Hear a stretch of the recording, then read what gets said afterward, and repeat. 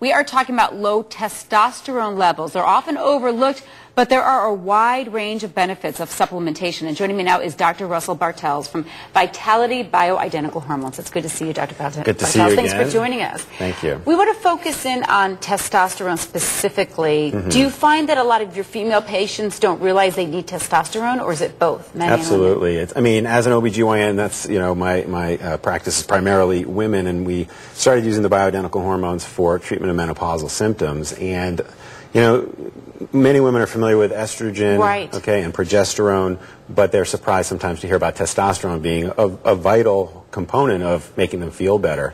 And in the past on these segments, we've talked about bioidentical hormones being a safer, more effective method compared to synthetic hormones for menopausal women. We've talked about how we find great symptom relief for men using testosterone, bioidentical testosterone supplementation, and it's a matter of realizing that you need it, and a lot of people just think this is how aging goes, and this is how I have to live my life. But we are making big changes in people's lives. But today, I kind of want to focus the emphasis of bioidentical hormones, specifically testosterone, in the treatment of chronic illness such as fibromyalgia, say arthritic conditions. Wow. And fibromyalgia is one of these conditions that's almost we don't know what's wrong with you, let's just call it fibromyalgia. And it's frustrating for patients because they're put on numerous medications, some for nerve pain, some for body aches, some for depression, which could come from being uncomfortable and in pain all the time. Right, they're taking a lot of medications throughout the day. But no one really knows what's wrong with them. And there's great data out there, and I'm seeing it,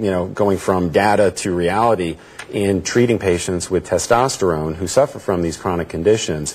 And I've known about it for years, but and I've seen patients for years as a OBGYN who say, oh, I have fibromyalgia, but I never thought it was in my domain to treat. I said, okay, you're on all these medications, it's not my responsibility, but then I've been treating them with the hormones maybe for another condition, and they're saying to me, is it possible that, I'm feeling less aches and pains and my mood is improving and I'm sleeping better? Is my fibromyalgia getting better because of the testosterone?